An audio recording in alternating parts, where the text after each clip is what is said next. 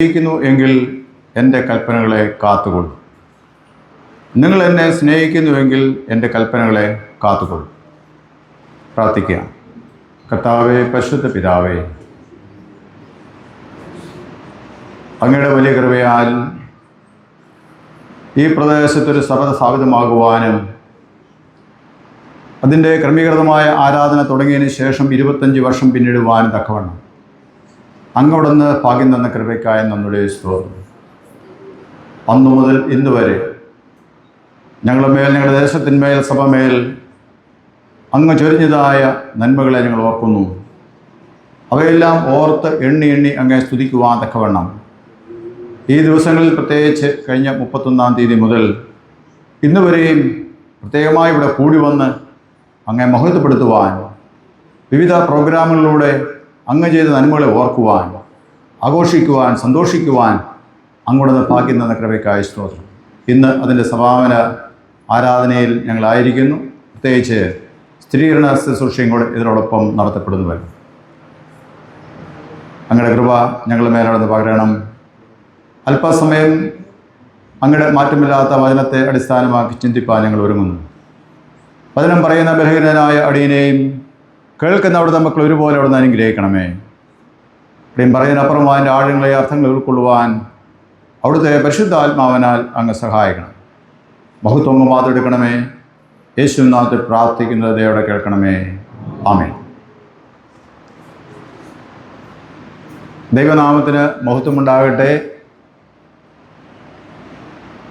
ഇന്ന് ഇത്രയും ദൈവമക്കൾക്ക് ഒരുമിച്ച് ഇവിടെ വന്ന് ദൈവത്തെ ആരാധിപ്പാൻ തക്കോണം ഇടയാകുന്നതിൽ ഞാനും നിങ്ങളോട് ചേർന്ന് ദൈവത്തിന് സ്തുതിസ്തോത്രങ്ങൾ അർപ്പിക്കുന്ന ഞങ്ങൾ കുടുംബമായി ദൈവത്തെ മഹത്വപ്പെടുത്തുകയും ചെയ്യുന്നു. ഒരുപക്ഷെ ഇന്ന് ആദ്യം ഈ കുറത്തിക്കുടി പ്രദേശങ്ങളിൽ വരുന്നവർ കാണും, 1-2 തവണ വന്നിട്ടുള്ളവർ കാണും. അവരെ എല്ലാവരെയും ഞാൻ സമയത്ത് ഓർത്ത് ദൈവത്തിന് നന്ദി കരയറ്റുന്നു. 25 വർഷം നമ്മൾ പിന്നിടുന്നു എന്ന് പറയുമ്പോൾ അച്ഛൻ, അത് ബാബുച്ചൻ നേരത്തെ സൂചിപ്പിച്ചു, 25 വർഷം, 25 വർഷമല്ല, അതിനു മുമ്പ് തന്നെ ഇവിടെ പ്രവർത്തനങ്ങൾ ആരംഭിച്ചിരുന്നു. എന്നാൽ ക്രമീകൃതമായ ഒരു ചിട്ടപ്പെടുത്തിയ പ്രാർത്ഥനകളും ആരാധനകളെല്ലാം നടത്തപ്പെട്ട് തുടങ്ങിയത് ആണ് നമ്മൾ കണക്കാക്കുന്നതെന്ന് പറയുണ്ടായി. ആദ്യകാലങ്ങളിൽ ഇവിടെ പ്രവർത്തിച്ചവരെക്കുറിച്ചും അച്ഛൻ സൂചന പറഞ്ഞു. അവരെല്ലാം ഓർത്ത് ഞാൻ ദൈവത്തിന് നന്ദി കരയറ്റുന്നു. തോട്ടക്കര തോമസ് ചേട്ടനും കുടുംബവും, അതോടൊപ്പം തന്നെ അത്രയും ബഹുമാനുള്ള നയനാനച്ഛനും കുടുംബവും, അവരോട് ചേർന്ന് ഇവിടെ വന്നവർ, പിന്നീട് തുടർച്ചയായിട്ട് ഇവിടെ വന്നവർ എല്ലാവരെയും ഞാൻ സമയത്ത് ഓർക്കുന്നു.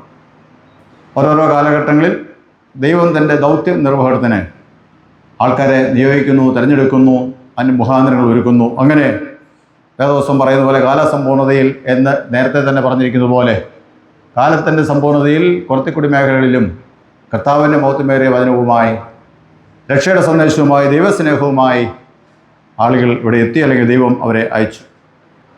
ഇന്ന് ഇവിടെ ഇത്രയും മനോഹരമായ ഒരു കോൺഗ്രിഗേഷൻ, ഒരു സഭ സ്ഥാപിതമാകുവാൻ ഇടയായി തീർന്നു. അച്ഛൻ സൂചിപ്പിച്ചതുപോലെ അനേക ദൈവമക്കൾ ഇവിടെ നിന്ന് കർത്താവിൻ്റെ വേലയ്ക്ക് വേണ്ടി, അല്ലെങ്കിൽ ഈ നന്മയുടെ സുവിശേഷം പ്രഘോഷിക്കുവാൻ, സ്നേഹത്തിൻ്റെ സുവിശേഷം പ്രഘോഷിക്കുവാൻ ഇവിടെ നിന്ന് ഇറങ്ങിത്തിരിച്ചിരിക്കുന്നു എന്നുള്ളതും നമുക്ക് അത് വളരെ വളരെ ദൈവത്തെ സ്തുതിപ്പാനുള്ള ഒരു കാരണം കൂടെ ആകുന്നു എന്ന് ഞാൻ സമയത്ത് ഓർക്കും. ഞാനിവിടെ ഇരുന്നപ്പോൾ ഇതിന് ആദ്യം ഈ കട്ടള വെച്ചത് ഞാൻ ഓർക്കുന്നത്. കട്ടള വെച്ചാൽ ഞാനാണ് അന്ന് വന്നത്, അത് ഞാൻ ഓർക്കും. അന്ന് തൊട്ട് ഇന്ന് വരെ ഉള്ള കാര്യങ്ങൾ എൻ്റെ മനസ്സിൽ ഇങ്ങനെ കടന്നു പോകുന്നുണ്ട്. ഏതാണ്ട് എല്ലാ കാലഘട്ടത്തിലും തന്നെ എന്ന് വേണേൽ പറയാൻ, ചെറിയൊരു ഇടവേളയ്ക്ക് ശേഷം ഒഴിച്ചാൽ ബാക്കി എല്ലാ സമയത്തും മിഷനുമായിട്ട് ബന്ധപ്പെട്ടാണ് ഞാനും പ്രവർത്തിച്ചിട്ടുള്ളത് എന്നുള്ളത് അതെങ്ങനെ സംഭവിച്ചു എന്നെനിക്കറിയത്തില്ല. അങ്ങനെയാണ് സംഭവിച്ചത്. ഇന്ന് ഞാനിവിടെ കാറിന് പോകുന്നപ്പോൾ, ബിഷപ്പിൻ്റെ AC കാറിന് പോകുന്നപ്പോൾ വാസ്തവം പറഞ്ഞാൽ ഞാൻ അങ്ങനെ ചിന്തിച്ചു പോയി. ഒരു കാലത്ത് നടന്ന് പുഴുകണിയൊക്കെ കൊണ്ട് പോകുന്ന സ്ഥലത്തോട് നമ്മൾ എന്ത് ചെയ്യാണ്, ഇതൊന്നും അറിയാതെ പോരുകയാണ്. അന്നത് പ്രതീക്ഷിച്ചില്ല, അങ്ങനെ സംഭവിക്കുമെന്ന് ഓർത്തേയില്ല. നമുക്ക് സ്വപ്നം കാണാൻ പോലും പറ്റുന്ന കാര്യമല്ല. ഇന്ന് അതെല്ലാം യാഥാർത്ഥ്യമായി തീർന്നിരിക്കുക. ഇവിടെ മാത്രമല്ല, എവിടെയെല്ലാം നമ്മുടെ ഫീൽഡുണ്ടോ, അല്ലാത്ത സ്ഥലത്ത് വികസനം ഉണ്ടായിട്ടില്ല എന്നല്ല ഞാൻ പറഞ്ഞത്, എങ്കിലും അനുഭവത്തിൽ നിന്ന് പറയുക, എവിടെയെല്ലാം നടന്നുപോയി സുവിശേഷ വേല ചെയ്യാൻ പോയിട്ടുണ്ടോ, ഞാൻ ഈ പറയുന്ന പോലെ എൻ്റെ അടുത്ത് പോയി എന്ന് സുവിശേഷ വേല ചെയ്തിട്ടില്ല. ഈ പോകുന്നവരുടെ പുറകെയുള്ള പോക്കാണ് എൻ്റെ ശുശ്രൂഷ. അങ്ങനെ പോയി എവിടെയെല്ലാം പോയിട്ടുണ്ടോ അവിടെയെല്ലാം ഇന്ന് വണ്ടി ചെല്ലും. മിക്ക സ്ഥലങ്ങളിലും ബസ് ചെല്ലുന്നുണ്ട്. മോട്ടോർ സൈക്കിളെങ്കിലും ചെല്ലാത്ത ഇടങ്ങൾ വളരെ വളരെ കുറവാണ്. എനിക്ക് തോന്നുന്നു 50-ആം മൈൽ ഇച്ചിരി കാർ ചെല്ലുമോ എന്നെനിക്കൊരു സംശയമുണ്ട് ഇപ്പോൾ. Okay, praise the Lord. ബാക്കി എല്ലാ സ്ഥലങ്ങളിലും ഇന്ന് വണ്ടി ചെല്ലുന്നു.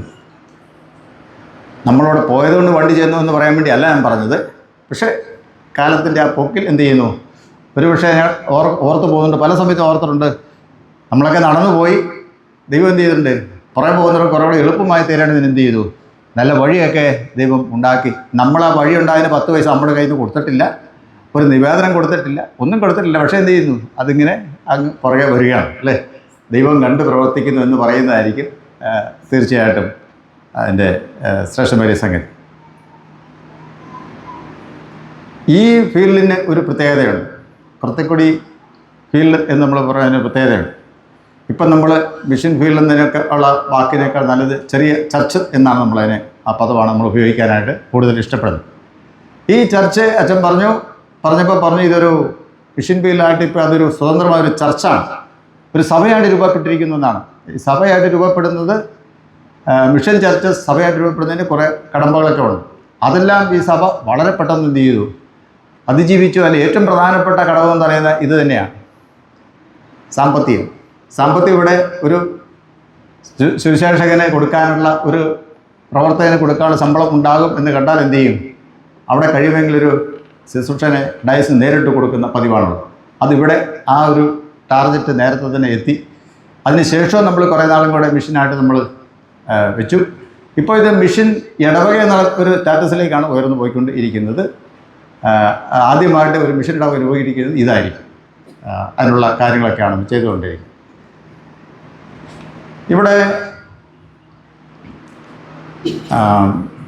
വികസനം എന്ന് പറയാൻ പറ്റുന്നില്ല, ദൈവത്തിൻ്റെ അനുഗ്രഹം എന്ന് പറയാനാണ് കുറേ കൂടെ എനിക്കിഷ്ടം. ദൈവാനുഗ്രഹം എന്ന് പറയുന്നത് ഈ പള്ളി സ്ഥാപിക്കാനായിട്ട് ഒത്തിരി കഷ്ടപ്പെട്ടു. ഈ പള്ളി സ്ഥാപിക്കാനല്ല, ഇവിടെ ഒരു കെട്ടുറപ്പുള്ള ഒരു കെട്ടിടം പണിയാൻ ഒത്തിരി കഷ്ടപ്പെട്ടു. എങ്ങനെയാണ് കഷ്ടപ്പെട്ടതെന്ന് ചോദിച്ചാൽ, അത് മേലുകാവിലെ കത്തീഡ്രൽ പ്രയർ ഫെലോഷിപ്പുകാരോട് ചോദിച്ചാൽ അറിയത്തുള്ളൂ. അവർ പലതവണ ഇവിടെ വന്നു, കെട്ടിടം പണിക്കുള്ള സാധനങ്ങൾ ഇവിടെ കൊണ്ടുവന്നു. പലതവണ കൊണ്ടുവന്ന സാധനങ്ങളെല്ലാം എന്ത് ചെയ്തു, ചെതിൽ നിന്ന് പോയതല്ലാതെ ഒരു കെട്ടിടം പണിയാൻ പറ്റി. പിന്നീടാണ് ഇവിടെ ഈ സ്ഥലം കുറച്ചത്. ഇവിടെ നമുക്ക് സ്ഥലം ദൈവമക്കൾ നമുക്ക് തന്നു. ഇവിടെ നമ്മളൊരു ആലയം ഇവിടെ ഉണ്ടാക്കി. ഇന്നും അന്നും ഇല്ലാത്തൊരു സംഗതിയുണ്ട്.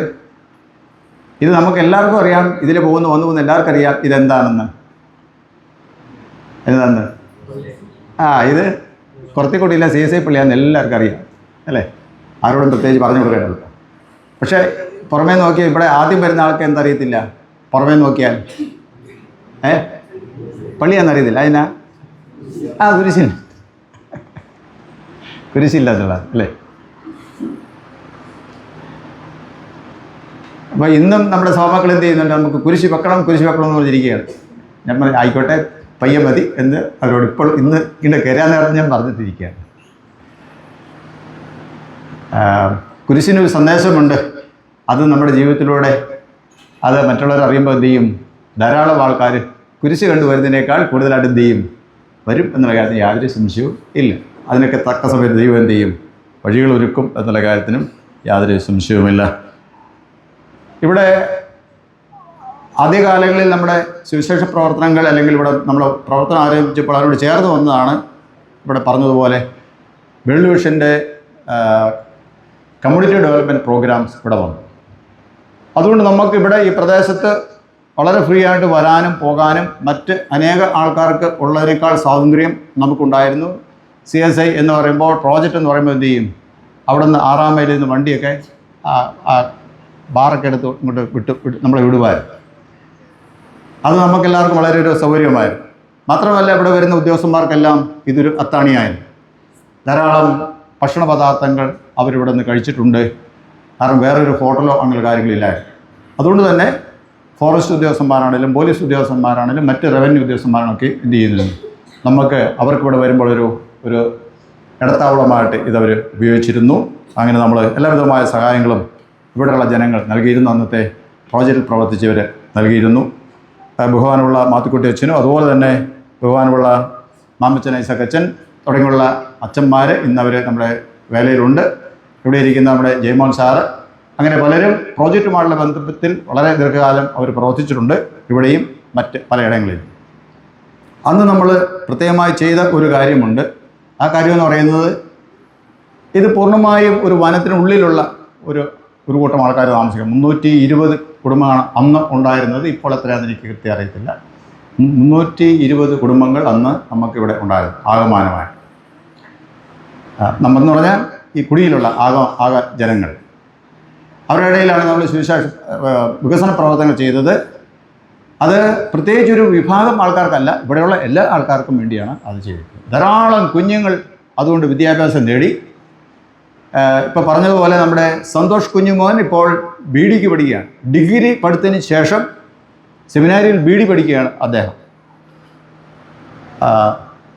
ദൈവശാസ്ത്രത്തിലാണ് അദ്ദേഹത്തിൻ്റെ പഠനം. ഏറ്റവും മിടുക്കനായി അദ്ദേഹം പഠിക്കുന്നു എന്നാണ് എനിക്ക് കിട്ടിയ റിപ്പോർട്ട്. അല്ലെങ്കിൽ ഞാൻ അവിടെ പോകുമ്പോൾ അന്വേഷിക്കുമ്പോഴും കിട്ടുന്നു. ചോദിക്കാറുണ്ട്, കുഞ്ഞുമോൻ എന്നാ പറയും. അവിടെ ചെല്ലുമ്പോൾ പറയും തിരുമേനിയുടെ കുട്ടികളൊക്കെ നന്നായിട്ട് പഠിക്കുന്നുണ്ടെന്ന് പറയാൻ കൂടുതൽ എടുത്തു പറയുന്നവരാണ് സന്തോഷ് കുഞ്ഞുമോൻ. അവരെ ശുശ്രൂഷയ്ക്ക് എടുക്കാനായിട്ട് അന്ന് ഇൻ്റർവ്യൂ നടത്തിയിരുന്നു. ഏതാണ്ട് 10ഓളം പേരന്നുണ്ടായിരുന്നു.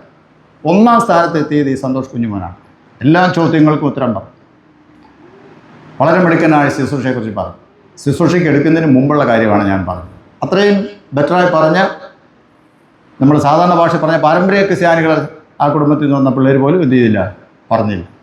അതുകൊണ്ട് അദ്ദേഹത്തെ നമ്മൾ പ്രത്യേകമായി ആദ്യത്തെ 2ാമത് വിട്ടപ്പോൾ പിന്നെയുള്ള ബാച്ചിൽ അദ്ദേഹത്തെ സെമിനാരി വിടാനും ഇടയായിത്തീർന്നു. അവരെ നമ്മളിവിടെ പഠിച്ചു, പ്രോജക്റ്റിൻ്റെ സഹായത്തോടെ പഠിച്ചു, നമ്മുടെ ഹോസ്റ്റലുകളിൽ പഠിച്ചു, നമ്മുടെ ഹെൻറി ബേക്കർ കോളേജിൽ പഠിച്ചു. അവിടുന്ന് ഡിഗ്രി പാസ്സായി. അവിടുന്നാണ് എന്ത് ചെയ്തിരിക്കുന്നത്, പോയിരിക്കും. നമ്മൾക്ക് അവിടെ 1ാം ക്ലാസ്സിൽ വന്ന് ചേർന്നാൽ PG വരെ പഠിക്കാനുള്ള സംവിധാനം ഇന്ന് നമ്മുടെ മഹാടയിൽ ഉണ്ട്. 1ാം ക്ലാസ്സിൽ അവിടെ ഏതെങ്കിലും ഒരു സ്കൂളിൽ ചേർന്നാൽ മതി. അവിടെ ചേർന്ന ആ കൊച്ചിന് അവരെ നിന്ന് പഠിക്കാൻ താല്പര്യപ്പെടുന്നുവെങ്കിൽ PG വരെ പഠിക്കാം. അത്രയും സൗകര്യം ചെയ്തു കൊടുക്കുന്ന വേറെ ഏതെങ്കിലും ഒരു മഹാടകം ഉണ്ടെന്ന് എനിക്ക് തോന്നുന്നില്ല. 10 പൈസ എന്ത് ചെയ്യേണ്ട കാര്യമില്ല, കൊടുക്കേണ്ട കാര്യം. അപ്പം അത് നമ്മളവിടെ ചെയ്യുന്നുണ്ട്. പരസ്യം പറയല്ല, നമ്മളതിൻ്റെ സാഹചര്യം ഉണ്ടെന്ന് പറയുവായിരുന്നു. അത് വിദ്യാഭ്യാസത്തിൻ്റെ കാര്യത്തിൽ നമ്മുടെ പ്രിയപ്പെട്ട ബെന്നി സാറല്ലേ പറഞ്ഞില്ലേ, ഇവിടെ ഞാനിപ്പോൾ വന്ന് നമ്മൾ അവരുടെ പ്രയത്നങ്ങളെ നമ്മൾ ഓർത്തു. ബൈബിൾ പരിഭാഷയിൽ NLCയോട് ചേർന്ന് പ്രവർത്തിപ്പാൻ അദ്ദേഹം പ്രാപ്തനായി. അദ്ദേഹവും നമ്മുടെ ഒരു സന്താനമാണ്. അതും മറ്റൊരു ലെവലാണ്. ധാരാളം കുട്ടികൾ എന്ത് ചെയ്യുന്നുണ്ട്, ഇപ്പോൾ 10ാം ക്ലാസ് കഴിഞ്ഞ് ഡിഗ്രിക്ക് എന്ത് ചെയ്യുന്നു, പഠിക്കുന്നു. എലക്കണ്ണൻ ക്രിസ്റ്റി എലക്കണ്ണനെ കുറിച്ച് കേട്ടിട്ടുണ്ടായിരിക്കും. ക്രിസ്റ്റി എലക്കണ്ണനെ കുറിച്ച് കേട്ടിട്ടുള്ളവരൊന്ന് കൈപോക്കിക്കേ. ക്രിസ്റ്റി എലക്കണ്ണൻ, ക്രിസ്റ്റി പുറത്തിരിക്കുന്ന കൈപോക്കി എനിക്കറിയത്തില്ല. ഇവിടെ അകത്തിരിക്കുന്നവരുടെ ചോദ്യം, ക്രിസ്റ്റി എലക്കണ്ണൻ ആരാ?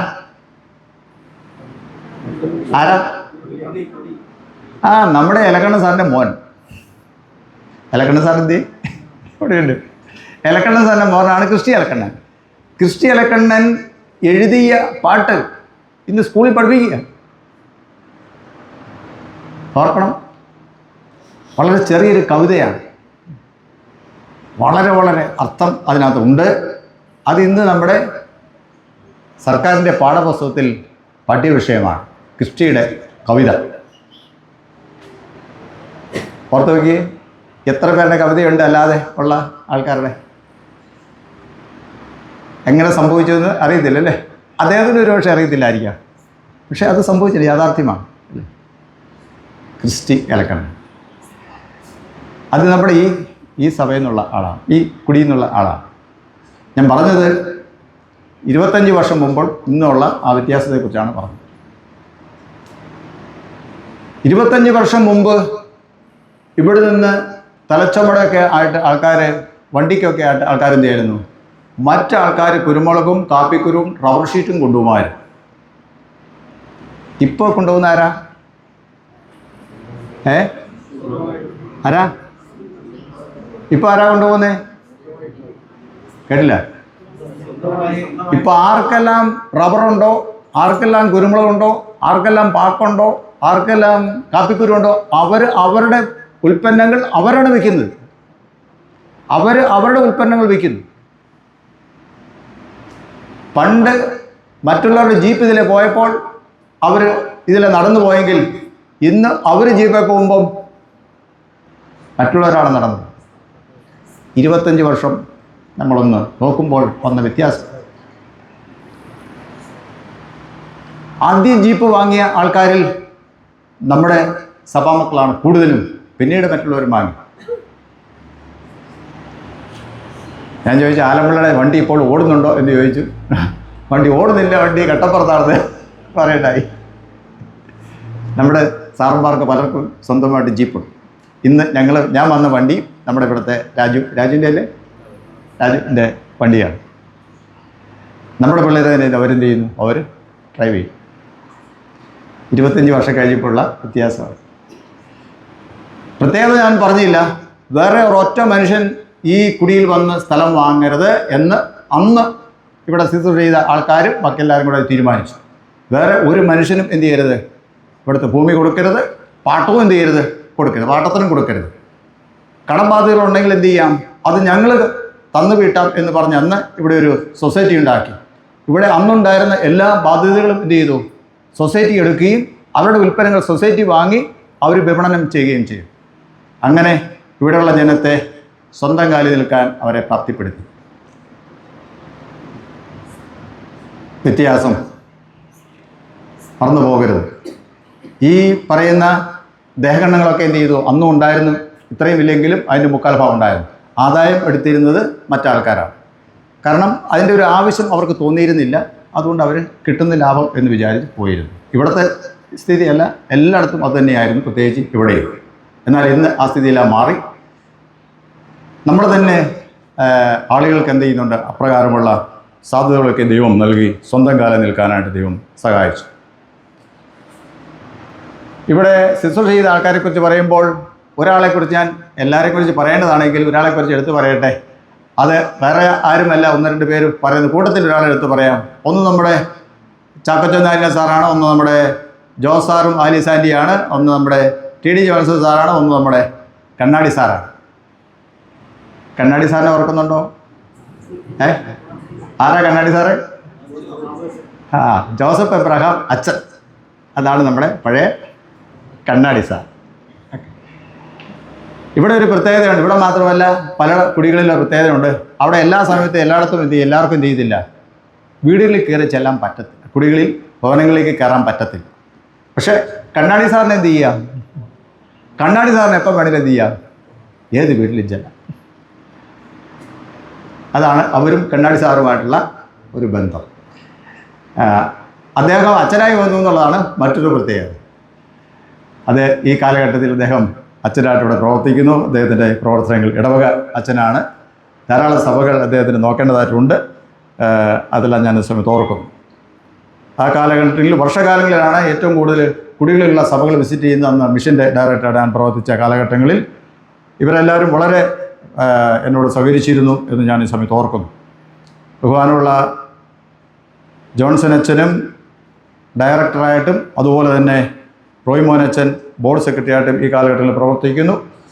അവർക്കും മറ്റ് സഭകളിലെ ചുമതലകളുണ്ട്.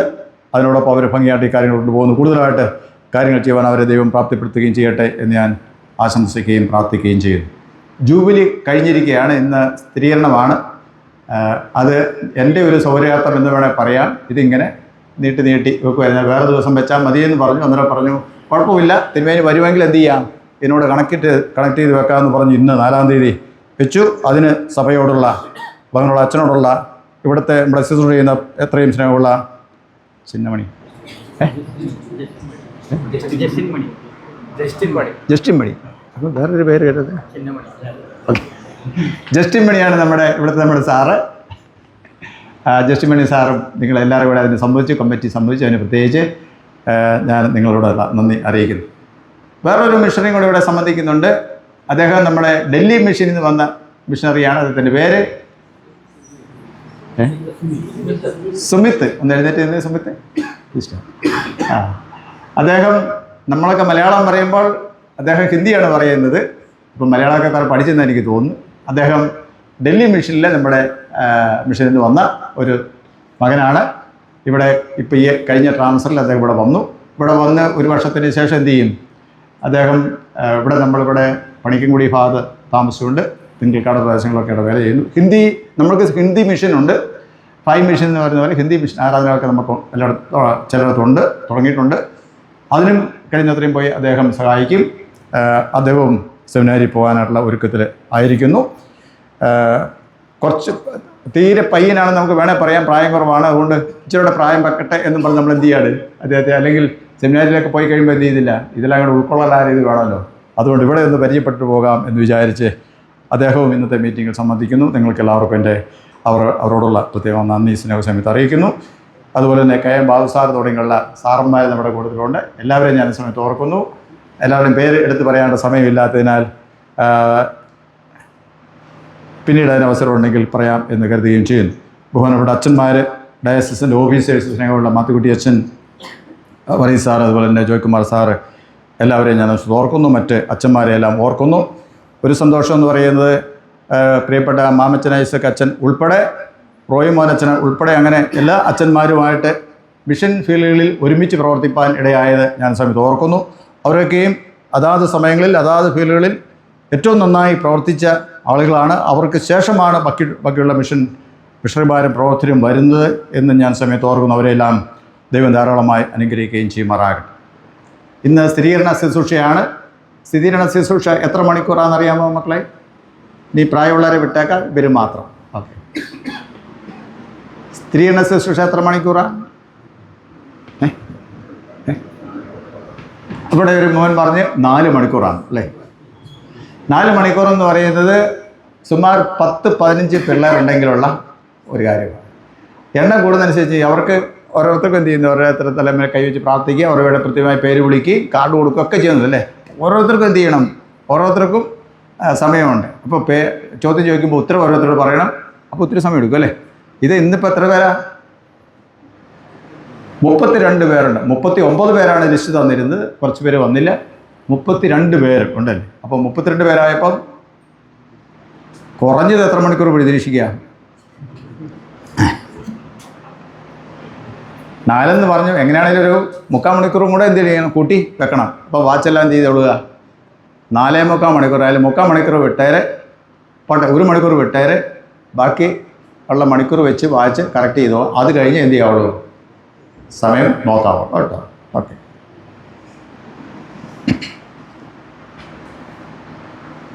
ഇപ്പം ഞാനൊരു വാക്യം വായിച്ചായിരുന്നു. അതേതാ? ഉപദേശിമാർ പറയരുത്, അച്ഛന്മാരും പറയരുത്, പ്രായമുള്ളവരും പറയരുത്, ജ്ഞാനമാതാപിതാക്കന്മാർ പറയരുത്, മാതാപിതാക്കന്മാരും പറയരുത്, കൊയറുകാർ ഒട്ടും പറയരുത്. ഓക്കെ. അപ്പോൾ ചോദ്യം മുഴുവൻ നിങ്ങളോടാണ്. ഏതാ വാക്യം? ഉറക്കെ പറയണം. തെറ്റാണെങ്കിലും ശരിയാണെങ്കിലും യാതൊരു പ്രശ്നവുമില്ല. ഉത്തരം എന്ത് ചെയ്യണം, ഉത്തരം കേൾക്കണം. ഇപ്പോൾ ഞാനൊരു വാക്യം വായിച്ചായിരുന്നു.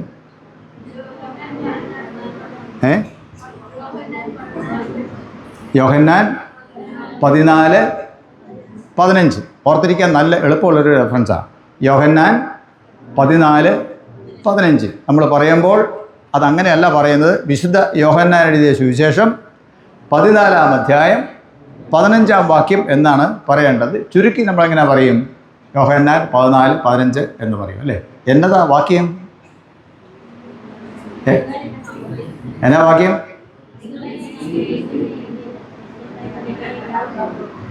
നിങ്ങൾ എന്നെ സ്നേഹിക്കുന്നുവെങ്കിൽ എൻ്റെ കൽപ്പനകളെ കാത്തുകൊള്ളൂ. ഒന്നുകൂടെ ഉറക്കെ പറഞ്ഞേ.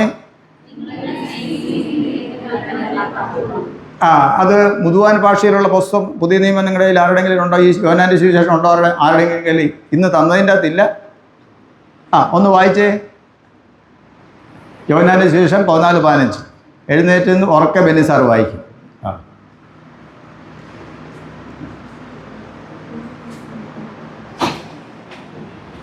ആ, വായിച്ചോ.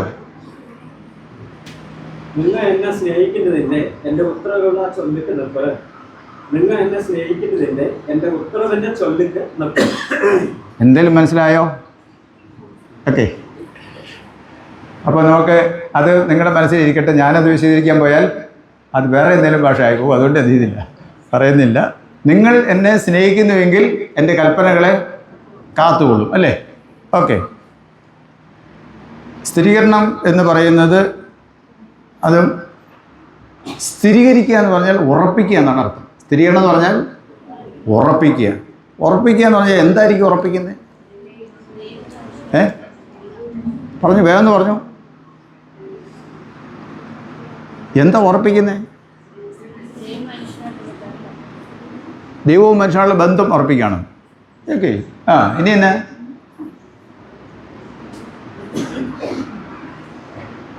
എന്താണ് കൺഫേം ചെയ്യുന്നത്? എന്താണ് ഉറപ്പിക്കുന്നത്? എന്താണ് സ്ഥിരീകരിക്കുന്നത്?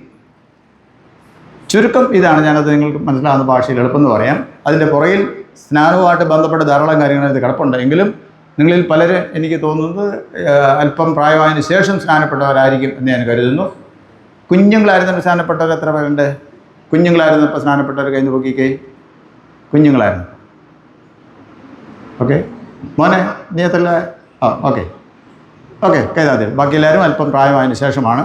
പ്രായമായിട്ടുള്ള സ്നാനവും കുഞ്ഞുങ്ങളായിട്ടുള്ള സ്നാനവും അതിൻ്റെ ഉപദേശങ്ങൾ എന്ത് ചെയ്യുന്നുണ്ട്? അല്പസ്വല്പം വ്യത്യാസങ്ങളുണ്ട് എന്ന് ഉള്ളതുകൊണ്ട് ഞാനിപ്പോൾ എന്ത് ചെയ്യാം, ഇപ്പം ഇതിൻ്റെ പ്രാധാന്യമായി ചേർത്തതിനെക്കുറിച്ച് പറയാം. സ്ഥിരീകരിക്കുക എന്ന് പറഞ്ഞാൽ നമ്മൾ ചില സംഗതികൾ എന്ത് ചെയ്യാണ്? ദൈവസന്നിധി നമ്മൾ സമ്മതിക്കുകയാണ് ചെയ്യുന്നത്. ഇത് പ്രസംഗത്തിൻ്റെ കൂടെ ചോദ്യവും ഉത്തരവും കൂടെ ഞാൻ ചേർത്താണ് പറയുന്നത്. എനിക്ക് രണ്ട് പ്രസംഗം ഇന്നുള്ളത്. ഒന്ന് ഈ പ്രസംഗവും അതിന് ശേഷമുള്ളൊരു പ്രസംഗവും. ഇതിന് പ്രസംഗം എന്ന് പറയും, പിന്നെ ഉള്ളതിന് എന്താ പരിശോധന എന്നാ പറയും. ഇതിന് പ്രസംഗം എന്ന് പറയും, അടുത്തതിന് പരിശോധന എന്ന് പറയും. അപ്പോൾ രണ്ടും ഏതാണ്ട് പരിശോധനയ്ക്കാണ് കൂടുതൽ സമയം എടുക്കേണ്ടത്. അതിൻ്റെ അകത്ത് പറയേണ്ട എല്ലാം കൂടെ ഞാൻ ഇതിൻ്റെ അകത്ത് ചേർത്തിട്ട് അത് ചുരുക്കുക. ഓക്കെ. അപ്പം നിങ്ങളുടെ ഒരു സൗകര്യം, അടുത്തൊരു മനസ്സിനൊരു സന്തോഷം കിട്ടുമില്ല. അതുകൊണ്ട് ഓക്കെ.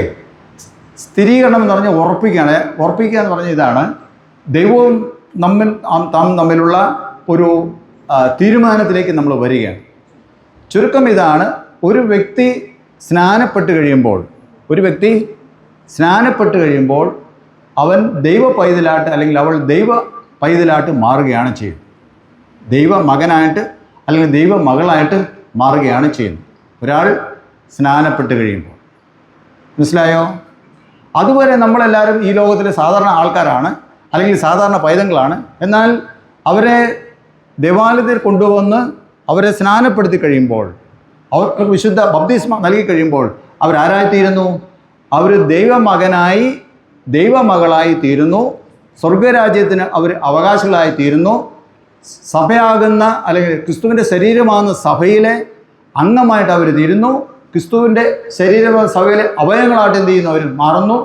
ദൈവരാജ്യത്തിന് അവർ അവകാശമുള്ളവരായിട്ട് തീരും. ദൈവമക്കളായിട്ട് മാറുന്നു. ആരായിട്ട് മാറുന്നു? ദൈവമക്കളായിട്ട് മാറുന്നു. ലോക മക്കൾ ആരായിത്തീരുന്നു? ദൈവമക്കളായിട്ട് തീരുന്നു. മനസ്സിലായല്ലോ? ലോക മക്കൾ ആരായിത്തീരുന്നു? ദൈവമക്കൾ ആയിത്തീരുന്നു. എപ്പോൾ? വിശുദ്ധ സ്നാനം നമ്മൾ സ്വീകരിക്കുമ്പോൾ. അത് കുഞ്ഞായിക്കോട്ടെ വലിയ ആളായിക്കോട്ടെ, എപ്പോൾ അവർ സ്നാനം സ്വീകരിക്കുന്നുവോ അപ്പോൾ സ്നാനം സ്വീകരിക്കുമ്പോൾ അവർ ആരായിത്തീരുന്നു? ദൈവ പൈതലായിട്ട് തീരുന്നു, ദൈവമകനായിത്തീരുന്നു. ഓക്കെ. അപ്പോൾ നിങ്ങൾ ഇന്ന് സ്വീകരിക്കപ്പെടുവാൻ വന്ന ആൾക്കാരൊക്കെ ആരാണ്? ഈ ഞങ്ങൾ ഉൾപ്പെടെ, ബാക്കിയുള്ളവരുൾപ്പെടെ ഞങ്ങൾക്ക് ആരാണ്? അല്ലെ, നാം ആരാണ്? ദൈവമക്കളാണ്, അല്ലേ? അല്ലാത്തവരോ ലോകമക്കളാണ്. അല്ലാത്തവർ ലോകമക്കളാണ്, നമ്മൾ ദൈവമക്കളാണ്. ഓക്കെ. ഇതിൻ്റെ അകത്ത് പ്രാധാന്യം എന്ന് പറയുന്നതാണ്, ദൈവമക്കൾക്ക് ജീവിക്കാനും ലോകമക്കൾക്ക് ജീവിക്കാനും രണ്ട് ജീവിത ക്രമമുണ്ട്. ഇവിടെ നമുക്കതിനെ കൽപ്പനകൾ അല്ലെങ്കിൽ പ്രമാണങ്ങൾ എന്ന് നമുക്ക് പറയാം. കൽപ്പനകൾ അല്ലെങ്കിൽ പ്രമാണങ്ങൾ. ദൈവമക്കൾക്ക് ജീവിക്കാൻ ദൈവപ്രമാണമാണ് ഉള്ളത്. ദൈവമക്കൾക്ക് ജീവിക്കാൻ ദൈവപ്രമാണമാണുള്ളത്. ദൈവമക്കൾക്ക് അനുസരിക്കാൻ ദൈവപ്രമാണമാണ് ഉള്ളത്, അല്ലെങ്കിൽ ദൈവകൽപ്പനകളാണ് ഉള്ളത്. ലോകമക്കൾക്ക് ജീവിക്കാനോ? ലോകമക്കൾക്ക് ജീവിക്കാൻ ദൈവപ്രമാണം വേണ്ട എന്ന് മനസ്സിലാക്കിയാൽ മതി. ദൈവപ്രമാണത്തിന് വിരുദ്ധമായിട്ട് എല്ലാ സംഗതികളും എന്ന് തന്നെ ലോകത്തിൻ്റെ പ്രമാണമാണ് എന്ന് മനസ്സിലാക്കിക്കോളൂ. അതിന് ധാരാളം വേദഭാഗങ്ങൾ അതിനെക്കുറിച്ച് പറയാനുണ്ടെങ്കിലും ചുരുക്കമായി നമുക്ക് എളുപ്പം മനസ്സിലാക്കാനാണ് ഞാൻ അങ്ങനെ പറയാം. അപ്പോൾ നമ്മൾ ദൈവമക്കളാണെങ്കിൽ നമുക്ക് അനുസരിക്കാൻ, നമുക്ക് ജീവിക്കാൻ എന്തുണ്ട്? കൽപ്പനകളുണ്ട്, അല്ലെങ്കിൽ പ്രമാണങ്ങളുണ്ട്. കൽപ്പനകളുണ്ട്, അല്ലെങ്കിൽ പ്രമാണങ്ങളുണ്ട്, അല്ലെങ്കിൽ ഉപദേശങ്ങൾ ഉണ്ട്. മനസ്സിലായല്ലോ? ദൈവമക്കൾക്ക് അനുസരിക്കാൻ ദൈവകൽപ്പനകളുണ്ട്, ദൈവപ്രമാണങ്ങൾ ഉണ്ട്. ദൈവകൽപ്പനകളും ദൈവപ്രമാണങ്ങളും അനുസരിക്കാൻ ദൈവമക്കൾ എന്ത് ചെയ്തിരിക്കുന്നു? ബാധ്യതപ്പെട്ടിരിക്കുന്നു, അല്ലെങ്കിൽ അവർക്ക് ഉത്തരവാദിത്വം ഉണ്ട്. നിങ്ങൾ ഇവിടുന്ന് പറഞ്ഞിട്ട് പോകുന്നതിൻ്റെ ചുരുക്കം ഇതാണ്: ഞങ്ങൾ എന്ത് ചെയ്യും? ഇന്നു മുതൽ എന്ത് ചെയ്യും? ഞങ്ങൾ ദൈവകൽപ്പനകൾ അനുസരിച്ച് ജീവിക്കും, ദൈവപ്രമാണം അനുസരിച്ച് ജീവിക്കും എന്ന് നിങ്ങൾ ഉറച്ച് പോവുകയാണ് ചെയ്യുന്നത്. നിങ്ങൾ ഉറച്ച് പോവുകയാണ്. അങ്ങനെ ഉറച്ചു പോയാൽ ഇവിടെ ദൈവസന്നിധി നിങ്ങൾ പറയുകയാണ്, ദൈവമേ ഞങ്ങൾ എന്ത് ചെയ്യും? ഇനി മുതൽ ഞങ്ങൾ ദൈവമക്കളായി ദൈവകൽപ്പന പ്രമാണിച്ച് ജീവിക്കും എന്ന് പറഞ്ഞ് തീരുമാനം എടുത്തുകൊണ്ട് നിങ്ങൾ പോവുകയാണ്. അതാണ് കൺഫേം ചെയ്യുന്നത്, ഉറപ്പിക്കുന്നത്. ഓക്കെ, ഈ വാക്യം നമുക്കൊന്ന് നോക്കാം. വാക്യം എന്താ പറയുന്നത്? ഒന്നുകൂടെ പറഞ്ഞേ വാക്യം. വേഗം പറഞ്ഞു. നിങ്ങൾ എന്നെ സ്നേഹിക്കുന്നുവെങ്കിൽ എൻ്റെ കൽപ്പനകളെ കാത്തുകൊള്ളും. ഓക്കെ, നിങ്ങളെന്നെ സ്നേഹിക്കുന്നുവെങ്കിൽ എൻ്റെ കൽപ്പനകളെ കാത്തുകൊള്ളും. അടുത്ത ചോദ്യം ഇതാണ്: നിങ്ങൾ ദൈവത്തെ സ്നേഹിക്കുന്നുണ്ടോ? ദൈവത്തെ സ്നേഹിക്കുന്നവർക്കൊന്ന് കൈപൊക്കാം. സ്ഥിരീകരണം അറിയാനുള്ളവർ മാത്രം മതിയേ. ബാക്കിയുള്ളവർ പിന്നെ കൈപൊക്കാൻ പറഞ്ഞാൽ ആരും കൈപൊക്കിയില്ലെങ്കിൽ ആ കുഴപ്പമാണല്ലോ. അതുകൊണ്ട് ഓക്കെ, ഒന്നുകൂടെ കൈപൊക്കിക്കേ. ചോദ്യം മനസ്സിലായോ? ദൈവത്തെ സ്നേഹിക്കുന്നവർ കൈപൊക്കുക അല്ലേ? ഓക്കെ, കൈ താഴ്ത്തിട്ടെ. ദൈവത്തെ സ്നേഹിക്കുന്നവർ എന്ത് ചെയ്യും? എന്നാ ചെയ്യും? ഉറക്കെ പറഞ്ഞേ. ദൈവത്തെ സ്നേഹിക്കുന്നവർ, ഇവിടെ എന്നാ വാക്യം? നിങ്ങളെന്നെ സ്നേഹിക്കുന്നുവെങ്കിൽ എൻ്റെ കൽപ്പനകളെ കാത്തുകൊള്ളൂ അല്ലേ? നിങ്ങളെന്നെ സ്നേഹിക്കുന്ന എൻ്റെ കൽപ്പനകളെ കാത്തുകൊള്ളൂ. ഓക്കെ, അപ്പോൾ ദൈവത്തെ സ്നേഹിക്കണമെങ്കിൽ എന്ത് ചെയ്യണം? കൽപ്പനകളെ കാക്കുക എന്ന് പറഞ്ഞാൽ അനുസരിക്കുക എന്നാണ് എൻ്റെ അർത്ഥം. കൽപ്പന കാക്കണം അല്ലേ? ദൈവത്തെ സ്നേഹിക്കണമെങ്കിൽ എന്ത് ചെയ്യണം? ഓക്കെ, ചോദ്യം ഇതാണ്: നിങ്ങൾ ദൈവത്തെ സ്നേഹിക്കുന്നു പറഞ്ഞു. ദൈവത്തെ സ്നേഹിക്കണമെങ്കിൽ എന്ത് ചെയ്യണം? ഒന്നുകൂടെ പറഞ്ഞേ. കൽപ്പനകൾ പ്രമാണിക്കണം. കൽപ്പനകൾ പ്രമാണിക്കണമെങ്കിൽ എന്ത് ചെയ്യണം? കൽപ്പനകൾ പ്രമാണിക്കണമെങ്കിൽ എന്ത് ചെയ്യണം? ദൈവത്തെ സ്നേഹിക്കണം. ദൈവത്തെ സ്നേഹിക്കണമെങ്കിൽ എന്ത് ചെയ്യണം? ഇങ്ങനെ പറഞ്ഞുകൊണ്ടിരുന്നാൽ 4 മണിയായാലും എന്ത് ചെയ്യത്തില്ല? സ്ഥിരീകരണ ശുശ്രൂഷ പൂർണ്ണമാകത്തില്ല അല്ലേ? ചോദ്യം ശരിക്കും കേൾക്കണം. ദൈവത്തെ സ്നേഹിക്കണമെങ്കിൽ കൽപ്പനകളെ അനുസരിക്കണം, അല്ലെങ്കിൽ പ്രമാണിക്കണം. കൽപ്പനകൾ പ്രമാണിക്കണമെങ്കിൽ എന്ത് ചെയ്യണം?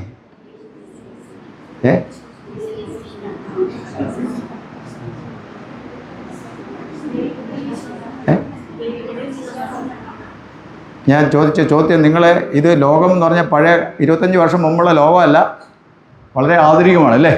ചോദ്യം കൃത്യമായിട്ട് ശ്രദ്ധിക്കണം. നിങ്ങൾ പറഞ്ഞു ദൈവത്തെ സ്നേഹിക്കുന്നവരെന്ത് ചെയ്യും? കൽപ്പന കാത്തുകൊള്ളും. കൽപ്പന കാക്കണേ എന്ത് ചെയ്യണം എന്നാ ചോദിക്കും. പറഞ്ഞേ. കൽപ്പന പഠിക്കാൻ ഇവിടെ പറഞ്ഞു കേട്ടോ.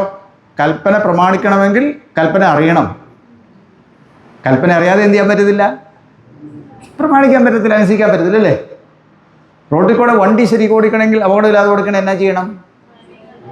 റോഡ് നിയമങ്ങൾ എന്ത് ചെയ്യണം? അറിഞ്ഞിരിക്കണം. റോഡ് നിയമങ്ങൾ അറിയാതെ റോഡിൽ കൂടെ വെച്ചാൽ നമുക്ക് വലത്തോട്ടും നടുക്കൂടെയൊക്കെ വണ്ടി ഓടിക്കാൻ പറ്റുമോ? ഇല്ല. എന്നാ ചെയ്യും?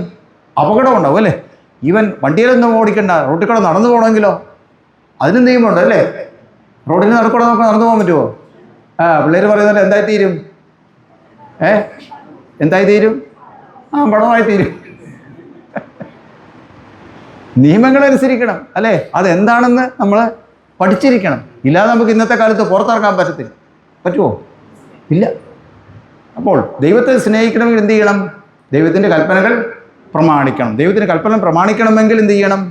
അനുസരിക്കേണ്ട കൽപ്പനകൾ ഏതാണെന്ന് നമുക്ക് അറിഞ്ഞിരിക്കണം. ഓക്കെ, നമ്മുടെ സി എസ് ഐക്കാരും മഹാഭാഗ്യവാന്മാരാണ്. സി എസ് ഐ പള്ളിയിലെ ആരാധന എന്ത് ചെയ്യുന്നുണ്ട്?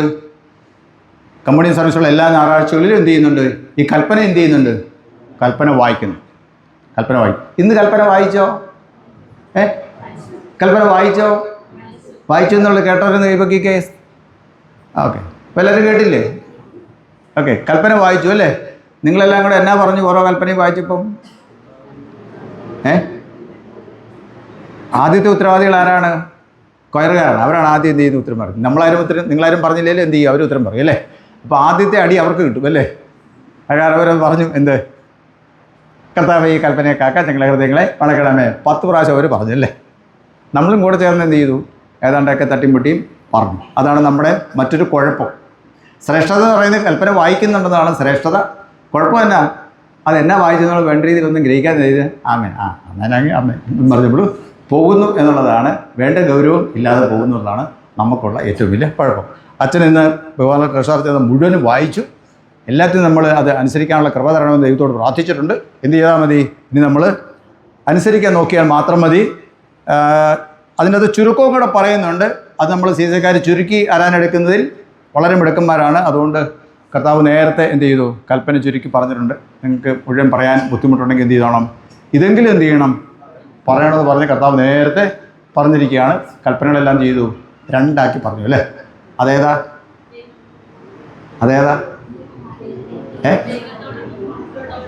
ദൈവത്തോടുള്ള മുറ, കൂട്ടുകാരുള്ള മുറ എന്ന് നമ്മൾ പറയുന്ന, ചുരുക്കി പറയുന്ന ആ ഭാഗം അല്ലേ?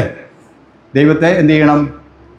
നമ്മൾ പൂർണ്ണാത്മാവോടും പൂർണ്ണ മനസ്സോടും പൂർണ്ണ ശക്തിയോടും കൂടെ സ്നേഹിക്കണം. കൂട്ടുകാരനെ നിന്നെ പോലെ തന്നെ സ്നേഹിക്കണം. 2 മുറകളാണ്. ഓക്കെ, അതിനകത്തെല്ലാം എന്ത് ചെയ്തിട്ടുണ്ട്? എല്ലാ ന്യായപ്രമാണവും പ്രവാചകന്മാരും അടങ്ങിയിരിക്കുന്നു എന്നാണ് പറഞ്ഞിരിക്കുന്നത്. ഓക്കെ, അതിനെക്കുറിച്ച് വിശദീകരിക്കാൻ സമയമില്ല. അതുകൊണ്ട് കൽപ്പനകൾ നമ്മൾ അറിഞ്ഞിരിക്കണം അല്ലേ? ഓക്കെ, ആ കൽപ്പനയെ അടിസ്ഥാനപ്പെടുത്തിയാണ് പിന്നീട് ഞാൻ ചില ചോദ്യങ്ങളോട് ചോദിക്കുന്നത്. ചോദ്യം ചോദിക്കുമ്പോൾ നമ്മൾ സാധാരണ കണ്ടുവരുന്നത് എന്താണെന്ന് ചോദിച്ചു കഴിഞ്ഞാൽ, കുട്ടികളോട് ചോദ്യം ചോദിക്കുമ്പോൾ അവർക്ക് പലതും അറിയത്തില്ലാതെ ഉറപ്പിക്കുന്നു അല്ലേ? സ്ത്രീഗണത്തിന് വരുമ്പോൾ നിശ്ചയമായിട്ടും പഠിച്ചിരിക്കേണ്ട 2-3 കാര്യങ്ങളുണ്ട്. ഒന്ന്, സ്വർഗസ്ഥനായ ഞങ്ങളുടെ പിതാവേ എന്നുള്ള പ്രാർത്ഥന, കർത്താവിൻ്റെ പ്രാർത്ഥന. കർത്താവിൻ്റെ പ്രാർത്ഥന എത്ര പേർക്കറിയാം? കർത്താവിൻ്റെ പ്രാർത്ഥന അറിയാവുന്നൊരു കേൾപ്പിക്കേ. ചോദ്യം കേട്ടോ? സ്വർഗസ്ഥനായ ഞങ്ങളുടെ പിതാവ് എന്നുള്ള പ്രാർത്ഥന അറിയാവുന്നൊരു കൈപൊക്കിക്കേ. നിങ്ങൾക്കറിയാമോ? അറിയാമോ? അറിയത്തില്ല? ഓക്കെ, കൈതാത്തിട്ടോ. അത് ഒന്നാമത് പഠിക്കേണ്ടത്. രണ്ടാമത് 10 കൽപ്പന. 10 കൽപ്പന എല്ലാം അറിയാവുന്നവർ കൈപ്പൊക്കിക്കേ. എല്ലാ കൽപ്പനയും ഞങ്ങൾക്ക് അറിയാമെന്നുള്ളവർ കൈപ്പൊക്കിക്കേ. 10 കൽപ്പനകൾ.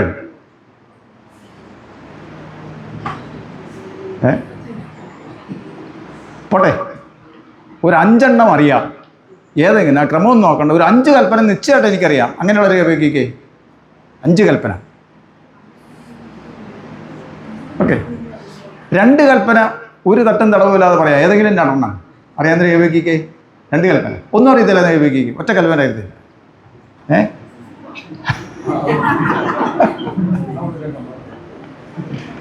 ഓക്കെ, അടുത്തത് ഇതാണ് വിശ്വാസ പ്രമാണം.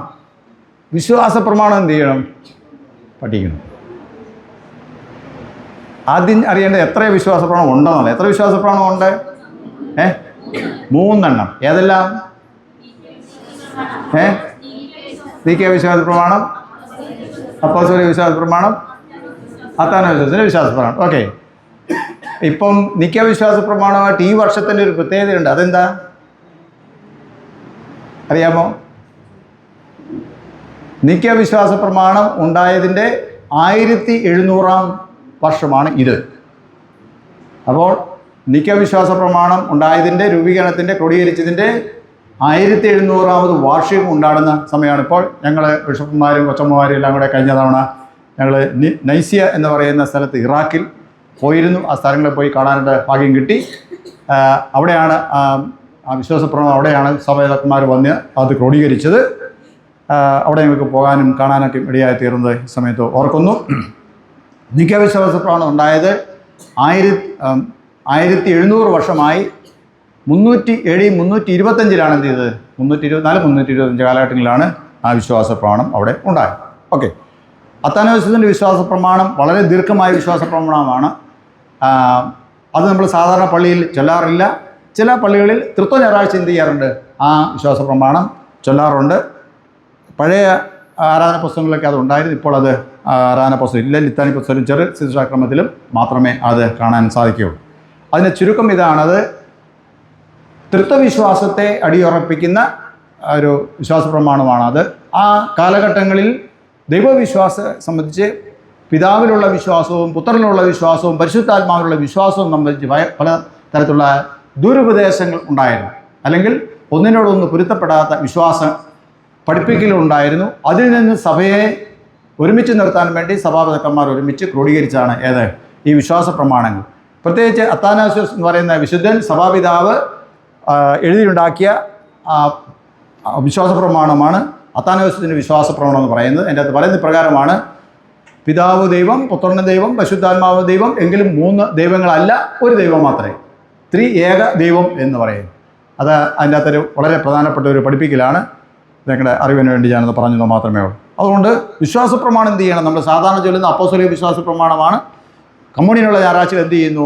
നിക്കാ വിശ്വാസ പ്രമാണം നമ്മൾ ചൊല്ലുന്നു. നമ്മുടെ സഭയുടെ പഠിപ്പിക്കലിലെ പ്രധാനപ്പെട്ട ഒരു പഠിപ്പിക്കലും ആണ് വിശ്വാസ പ്രമാണം എന്നുള്ളത്. ക്രീഡ് എന്ന് പറയും, ക്രീഡ്. ഓക്കെ, അത് പഠിക്കണം. കർത്താവിൻ്റെ പ്രാർത്ഥന, സ്വർഗസ്രാജങ്ങളുടെ പ്രാർത്ഥന, 10 കൽപ്പനകൾ, വിശ്വാസ പ്രമാണം. ഏതെങ്കിലും 2 വിശ്വാസ പ്രമാണമെങ്കിലും എന്ത് ചെയ്യണം? അത് പഠിക്കണം. ഇത് പഠിപ്പിച്ചിട്ട് മാത്രമേ എന്ത് ചെയ്യാവുള്ളൂ? ഒരാളെ സ്ഥിരീകരിക്കാനായിട്ട് എന്ത് ചെയ്യാവുള്ളൂ? എപ്പിസ്കോപ്പയുടെ അടുത്ത് കൊണ്ടു ചെല്ലാൻ പാടുള്ളൂ എന്നാണ് പ്രമാണം. കേട്ടല്ലോ? ബഹുമാനപ്പെട്ട അച്ഛന്മാരും ബഹുമാനപ്പെട്ട സാറന്മാരും സൺഡേ സ്കൂൾ അധ്യാപകരും സ്ഥിരം പഠിപ്പിക്കുന്ന ആൾക്കാരെ ശ്രദ്ധിക്കുക. ഇത്രയും കാര്യങ്ങൾ പഠിപ്പിക്കാതെ മേലാൽ എന്ത് ചെയ്യരുത്? പിള്ളേരെ എന്ത് ചെയ്യരുത്? സ്ഥിരീകരിക്കാനായിട്ട് ഇവിടെ കൊണ്ടുവരരുത്. ഓക്കെ, ഇന്നത്തെ എന്ത് ചെയ്യാം? നമുക്ക് ഒരു മാപ്പ് കൊടുക്കാൻ കാരണം അവരോട് വളരെ ശക്തമായി താക്കീത് ചെയ്യുകയാണ്. നിർബന്ധമായിട്ട് നിങ്ങൾ എന്ത് ചെയ്യണം? അത് നിങ്ങൾ പഠിക്കണം. കാരണം പഠിച്ചില്ലെങ്കിൽ എന്ത് ചെയ്യത്തില്ല? അത് നമുക്ക് അനുസരിക്കാണ്ട് പറ്റത്തില്ല, അല്ലേ?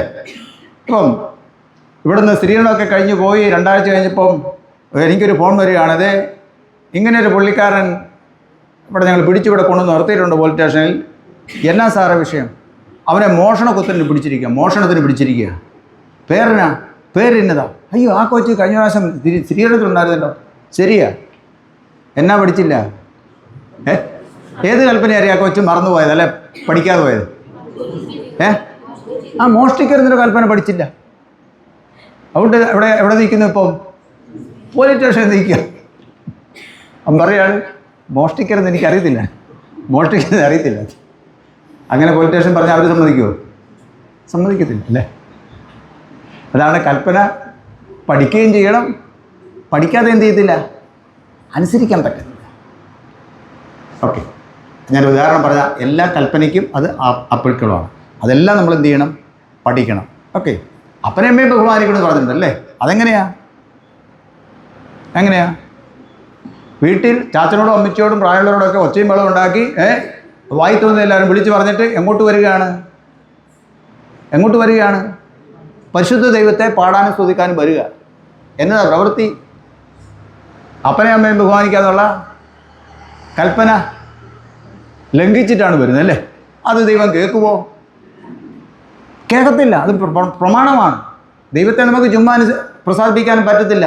ഒറ്റ ഒരു മാർഗമേ ഉള്ളൂ, കൽപ്പനകൾ പ്രമാണിച്ചുകൊണ്ട് മാത്രം. കൽപ്പനയ്ക്ക് വിരുദ്ധമായി പ്രവർത്തിച്ചിട്ടുണ്ട് യാതൊരുവൾക്കും എന്ത് ചെയ്യാൻ പറ്റത്തില്ല? ദൈവപ്രസാദം അന്വേഷിക്കാൻ പറ്റത്തില്ല. ദൈവത്തിന് അത് ഇഷ്ടവുമല്ല എന്ന് നമ്മൾ മറന്നു പോകും.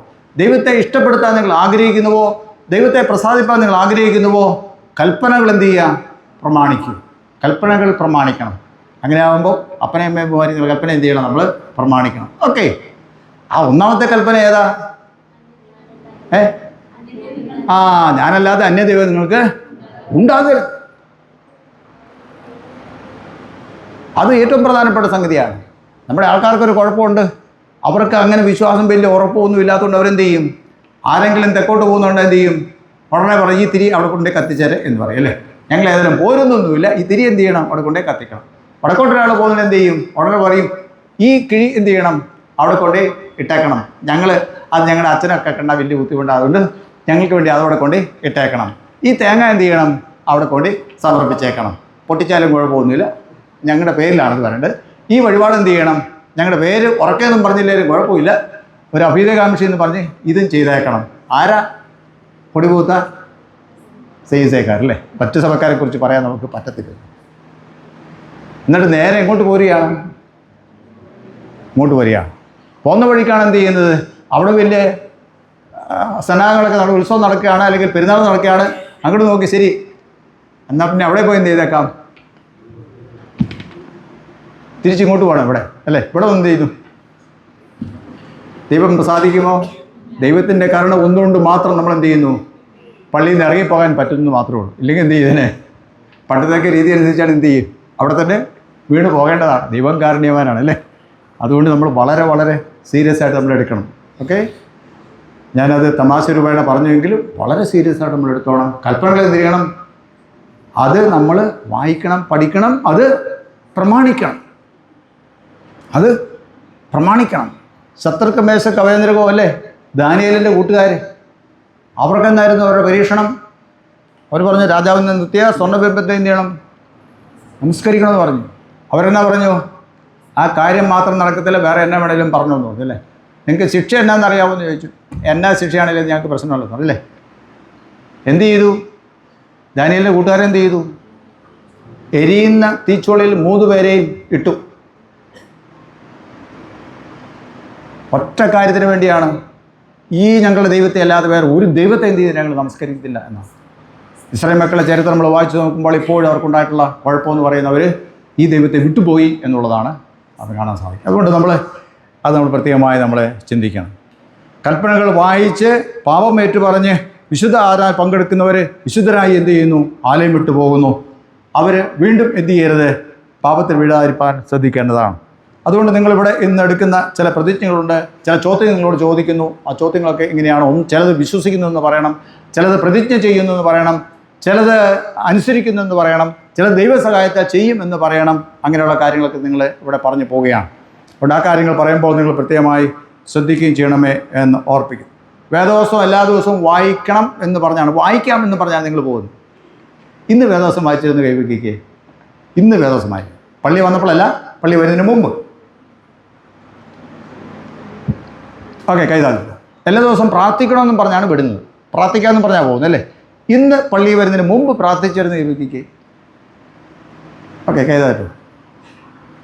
ഈ കുട്ടികളുടെ മാതാപിതാക്കന്മാർ വന്നിട്ടുള്ളവർ കൈവയ്ക്കേ. മാതാപിതാക്കന്മാർ വന്നിട്ടുള്ളവർ ഓക്കെ, ജ്ഞാനമാതാപിതാക്കന്മാർ ഒന്ന് കൈവയ്ക്കേ. ജ്ഞാനമാതാപിതാക്കന്മാർ ഓക്കെ, കൈതാതിട്ടോ. കണ്ടല്ലോ ഇവർ എത്ര പേര് കൈപൊക്കിയെന്ന്. അതിന് ഉത്തരവാദികൾ നിങ്ങളാണ് കേട്ടോ. കൈ പൊക്കിയതിനല്ല, കൈ പൊക്കിയതിനും പൊക്കാതിരിക്കുന്നതിനും ഉത്തരവാദികൾ നിങ്ങളാണ്. വേദോത്സവം എല്ലാ ദിവസവും വായിക്കാമെന്ന് പറഞ്ഞാണ് പിള്ളേർ ഇവിടുന്ന് പോകുന്നത്. ഓരോ ദിവസവും ഒരു വേദോത്സവം വായിക്കുന്നത് ശ്രദ്ധിക്കേണ്ട ചുമതല ആർക്കാണ്? പേരൻസിനാണ്, മാതാപിതാക്കന്മാർക്കാണ്. എല്ലാ ദിവസവും എല്ലാ വിശുദ്ധ ആരാധനയ്ക്ക് പങ്കെടുക്കുമെന്ന് പറഞ്ഞാണ് ഇവരിന്ന് പോകുന്നത്. ഓക്കെ, നിങ്ങൾ ശ്രദ്ധിച്ചാണം. ഞായറാഴ്ച പിള്ളേർ പള്ളിയിൽ പോകുന്നുണ്ടോ? നിങ്ങളുടെ ഉത്തരവാദിത്തമാണ്. നിങ്ങൾ തന്നെ തീരുമാനം എടുത്താൽ പോകുന്നത്. നിങ്ങൾ തന്നെ നിങ്ങളോട് തന്നെ ചോദിക്കണം, എന്താ ഞാനിന്ന് പള്ളിയിലേക്ക് ദൈവ ആരാധന നടക്കുന്നുണ്ടോ എന്ന് ശ്രദ്ധിക്കുക. ധാരാളം കാര്യങ്ങൾ നമ്മൾ എടുത്താണ് പോകുന്നത്. ഇതിൻ്റെ ഉദ്ദേശം എന്ന് പറയുന്നത് ഏറ്റവും നല്ല ഒരു ക്രിസ്തീയ പൈതലായിട്ട് നമുക്ക് ജീവിക്കാൻ സാധിക്കണം. ക്രിസ്തുവിൻ്റെ സാക്ഷികളായിട്ട് നമുക്ക് നിൽക്കാൻ സാധിക്കണം. അങ്ങനെ നമ്മൾ ദൈവത്തോട് ചേർന്ന് നടന്ന് ദൈവസ്ഥനിൽ ചെന്ന് ചേരുക എന്നുള്ളതാണ് ഇതിൻ്റെ ആത്യന്തികമായ ലക്ഷ്യം. അതിനുവേണ്ടി നിങ്ങൾ ഇതുവരെയും കൽപ്പനകൾ പഠിക്കാത്തവരെന്ത് ചെയ്യുക? പഠിച്ചോളുക. സൺഡേ സ്കൂൾ പഠനം പൂർത്തിയാക്കാത്തവരെന്ത് ചെയ്യുക? അത് പൂർത്തീകരിച്ചോളുക. പ്രമാണങ്ങൾ പഠിക്കുന്നതിൽ നിങ്ങൾ ഒരിക്കലും ഉപേക്ഷ വിചാരിക്കുന്നത്, അനുസരിക്കുന്നതിൽ ഒട്ടും അലംഭാവം കാണിക്കരുത് എന്ന് ഞാൻ പ്രത്യേകമായിട്ട് ഓർപ്പിക്കും. നമ്മളൊക്കെ ഏത് പള്ളിക്കാരാ? CSI എന്ന് പറഞ്ഞാൽ എന്താ? ഈ ഭൂമി മലയാളത്തിൽ എത്ര പള്ളികളുണ്ട്? പള്ളിയിൽ സഭകളുണ്ട്. നിങ്ങൾക്കറിയാവുന്ന പല സഭകളുടെ പേര് പറഞ്ഞേ.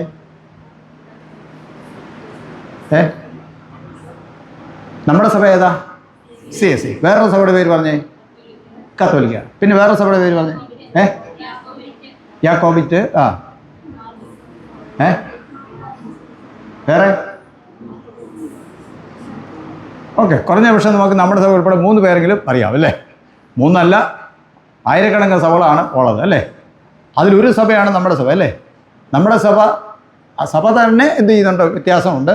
അതിലെ പ്രധാനപ്പെട്ട വ്യത്യാസം എന്ന് പറയുന്നത് ഒന്ന് എപ്പിസ്കോപ്പൽ സഭകളാണ്, മറ്റൊന്ന് നോൺ എപ്പിസ്കോപ്പൽ സഭകളാണ്. ഒന്ന് എപ്പിസ്കോപ്പൽ സഭകളാണ്, മറ്റൊന്ന് നോൺ എപ്പിസ്കോപ്പൽ സഭകളാണ്. എപ്പിസ്കോപ്പൽ സഭകൾ എന്ന് പറഞ്ഞാൽ, എപ്പിസ്കോപ്പ എന്ന് പറഞ്ഞാൽ ആരാ?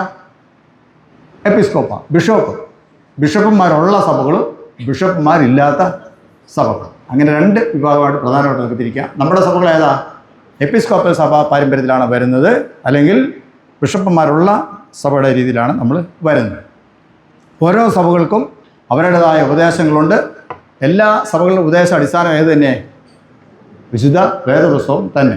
അതുകൊണ്ട് നമ്മുടെ സഭയ്ക്കും CSI സഭയ്ക്കും അതിൻ്റേതായ ഉപദേശങ്ങളുണ്ട്. ഏറ്റവും പ്രധാനപ്പെട്ട ഉപദേശം എന്ന് പറയുന്നത്, ഒരു വിശ്വാസിക്ക്, ഒരു ദൈവപൈതലിന് അവൻ്റെ ആത്മാവിന് ഭൗതികമായ എല്ലാ കാര്യങ്ങളും ജീവിക്കാൻ വേണ്ടി എല്ലാവിധമായ സംഗതികളും അതിൻ്റെ അകത്ത് അടങ്ങിയിട്ടുണ്ട്. ഈ വേദപുസ്തകത്തിൽ അടങ്ങിയിട്ടുണ്ട്, വിശുദ്ധ വചനത്തിൽ അടങ്ങിയിട്ടുണ്ടെന്ന് നമ്മുടെ സഭ വിശ്വസിക്കുന്നു, പഠിപ്പിക്കുന്നു.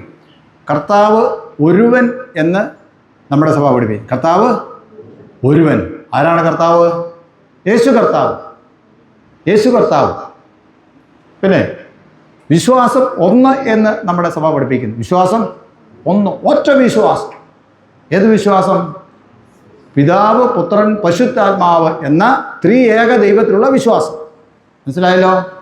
പിതാവ്, പുത്രൻ, പരിശുദ്ധാത്മാവ് എന്ന ത്രിയേക ദൈവത്തിലുള്ള വിശ്വാസം. അതാണ് നമ്മുടെ സഭ, CSI സഭ പഠിപ്പിക്കുന്ന വിശ്വാസം. ഏക ദൈവ വിശ്വാസം, ഒറ്റ വിശ്വാസം എന്ന് പറയുമ്പോൾ ഈ ത്രിയേക ദൈവ വിശ്വാസമാണ്. മറ്റൊന്ന് ഞാൻ പറഞ്ഞു, ഒന്ന് ആദ്യം പറഞ്ഞേ, വിശ്വാസം ഒന്ന് എന്ന് പറഞ്ഞല്ലേ?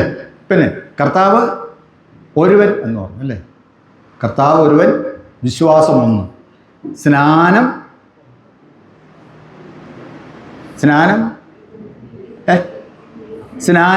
ഒന്ന്. നമ്മുടെ സഭയുടെ പഠിപ്പിക്കലാണ്. വിശ്വാസം ഒന്ന്, കർത്താവ് ഒരുവൻ, സ്നാനം ഒന്ന്, ഒറ്റ സ്നാനം. അങ്ങനെയാണെങ്കിൽ ഏത് സ്നാനമാണ്? CSI സഭയുടെ സ്നാനം ഏതാണ്? നിങ്ങൾക്കറിയാവുള്ളത് പറഞ്ഞാൽ മതി. അങ്ങനെ പറഞ്ഞാൽ പറ്റത്തില്ല. ഏതാ നിങ്ങൾ പറഞ്ഞു വരുന്നത്? ശിശു സ്നാനത്തെക്കുറിച്ചാണ് മതി അല്ലേ? ഓക്കെ. ഒരു സ്നാനം എന്ന് പറയുമ്പോൾ ശിശു സ്നാനം അല്ല നമ്മൾ ഉദ്ദേശിക്കുന്നത്. പിന്നെയോ പിതാവിൻ്റെയും പുത്രൻ്റെയും പരിശുദ്ധാത്മാവിൻ്റെയും നാമത്തിലുള്ള സ്നാനം. പ്രായം അതിന് വ്യത്യാസമേ ഇല്ല. ആൺ പെൺ വ്യത്യാസമില്ല, പ്രായ വ്യത്യാസവും അതിനില്ല. നമ്മുടെ പാരമ്പര്യം അനുസരിച്ച്, രീതി അനുസരിച്ച് എന്ത് ചെയ്യും? നമുക്ക് ദൈവം മക്കളെ തരുമ്പോൾ അവരെ എത്രയും വേഗത്തിൽ എന്ത് ചെയ്യും? സ്നാനപ്പെടുത്തും. അതിന് നമ്മൾ സാധാരണ ശിശു സ്നാനം എന്ന് പറയുന്നു. പ്രായമായതിനു ശേഷമാണ് ഒരു വിശ്വാസത്തിലേക്ക് വരുന്നതെങ്കിൽ അന്നേരം എന്ത് ചെയ്യും? നമ്മൾ അവർ സ്നാനം കൊടുക്കും അല്ലേ? അവിടെ എല്ലാം കൊടുക്കുന്ന ഒറ്റ നാമത്തിലാണ് സ്നാനം എന്ന് പറയുന്നത്. പിതാവിൻ്റെയും പുത്രൻ്റെയും പരിശുദ്ധാത്മാവിൻ്റെയും നാമത്തിലുള്ള ഏക സ്നാനം. അതാണ് CSI സഭ പഠിപ്പിക്കുന്ന സ്നാനം എന്ന് പറയുന്നത്. അതുകൊണ്ട് നമ്മൾ ഇനി കുറേ നാളൊക്കെ കഴിയുമ്പോൾ എന്ത് ചെയ്യും? പല സ്നാനങ്ങളെക്കുറിച്ച് പക്ഷേ നിങ്ങൾ കേൾക്കുമായിരിക്കും. നമ്മുടെ സ്നാനത്തെക്കുറിച്ച് കൃത്യമായിട്ട് നമ്മൾ അറിഞ്ഞിരിക്കണം. അത് എന്ന് പറയുന്നത് പിതാവിൻ്റെയും പുത്രൻ്റെയും പരിശുദ്ധാത്മാവിൻ്റെയും നാമത്തിലുള്ള സ്നാനമാണ് ആ സ്നാനം എന്ന് പറയുന്നത്. ചില സഭകൾക്ക് അങ്ങനെ ത്രിയേക ദൈവത്തിലുള്ള സ്നാനം ഇല്ല, പല സഭകൾക്കും ഉണ്ട്. ചിലർക്ക് ദൈവനാമത്തിൽ മാത്രമാണ്, ചിലർക്ക് ക്രിസ്തുവിൻ്റെ നാമത്തിൽ മാത്രമാണ്, ചിലർക്ക് പരിശുദ്ധാത്മാവിൻ്റെ നാമത്തിൽ മാത്രമാണ്, ചിലർക്ക് സ്നാനമേ ഇല്ല, ചിലർക്ക് കുടിക്കീഴാണ്. അങ്ങനെയുള്ള പല സംഗതികളുമുണ്ട്. അവരെല്ലാം ഒറ്റ ലെവലിൽ അറിയപ്പെടുന്നു, അവരെല്ലാം ക്രിസ്ത്യാനികളെന്നാണ് അറിയപ്പെടുന്നത്. അതിനെല്ലാം അവർക്ക് വചനങ്ങളുണ്ട്. എന്നാൽ നമ്മുടെ സഭയുടെ പഠിപ്പീര് എന്ന് പറയുന്നത് ഒറ്റ സ്നാനമാണ്. അത് പിതാവിൻ്റെയും പുത്രൻ്റെയും പരിശുദ്ധാത്മാവിൻ്റെയും നാമത്തിൽ. ഒരു മനുഷ്യൻ എപ്പോഴെങ്കിലും സ്നാനപ്പെട്ടിട്ടുണ്ടെങ്കിൽ അവനെ നമ്മുടെ സഭ എന്ത് ചെയ്യുന്നില്ല? വീണ്ടും സ്നാനപ്പെടുത്തത്തില്ല.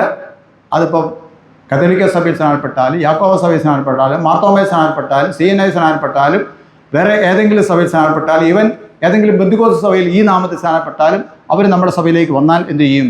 അവരെ നമ്മൾ വീണ്ടും സ്നാനപ്പെടുത്തത്തില്ല. എന്നാൽ നമ്മുടെ സഭകളിൽ നിന്ന് മറ്റ് ചില സഭകളിലേക്ക് പോയാൽ എന്ത് ചെയ്യും?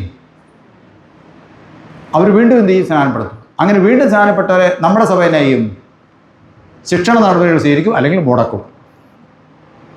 അത് നമ്മുടെ സഭയുടെ ഉപദേശത്തിന് വിപരീതമായതുകൊണ്ടാണ് എന്ത് ചെയ്യുന്നത്? അങ്ങനെ ചെയ്യുന്നത്. ഓക്കെ.